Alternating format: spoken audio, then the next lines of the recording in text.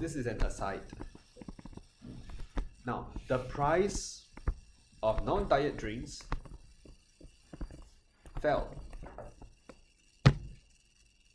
We did this in our first session, in the first part of today's class, right? I did this.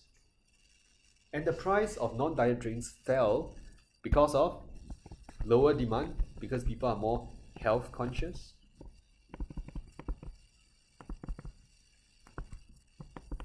And higher supply because sugar has become cheaper. Correct? You see whether this sounds strange. If I tell you that, if I go with this reasoning, oh, demand for non-diet drinks has fallen because people are more health conscious. Therefore, the price of non-diet drinks has fallen. Therefore, consumers consume less diet drinks.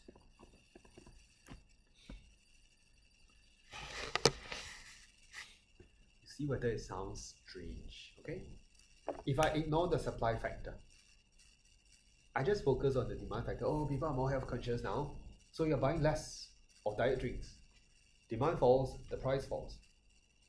And consumers will end up consuming less diet and more non-diet drinks. It sounds circular. Why? Because the fact that people are more health conscious should rightly cause you to consume more diet drinks and not less.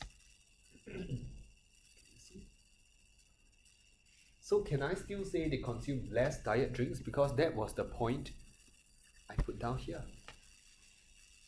Less diet drinks because non-diet drinks became cheaper. Non-diet became cheaper, so people bought less diet drinks.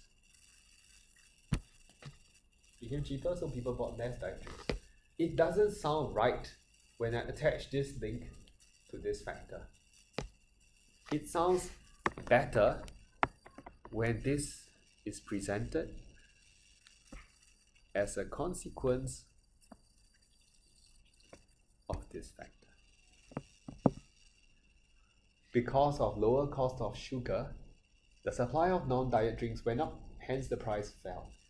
So consumers may consume less of diet drinks. This sounds okay. If I put this up there, it sounds circular. Can you see that? Later I'll give you a general rule, but I'm trying to show you that the fall in price was a sum of two factors. Okay? If you want to link this to a demand shift in the second market, try to let it start from that supply factor. Okay, I'll give you the rule first, then I'll let you ruminate over it for a while, okay? So, if there are two markets, and you want to link the change in price of market 1 to a change in demand in market 2, then please start from focus on the supply factor which caused a change in price in market 1, which is what we are doing here. We focus on the supply factor to tie it to a demand change in the second market. D is diet drinks, this is non-diet. If you want to link change in price in market 1 to a change in supply of market 2, focus on the demand factor which caused change in price of market 1. This is a general rule which you can just memorize, or you can try to understand from here. Okay, so I can give you a little bit of time, maybe a few minutes, just look at this and see whether you're okay. If you think, wow, 2 minutes, I really need to go and wash my face and fresh out, Go ahead, okay? So look at this for a bit.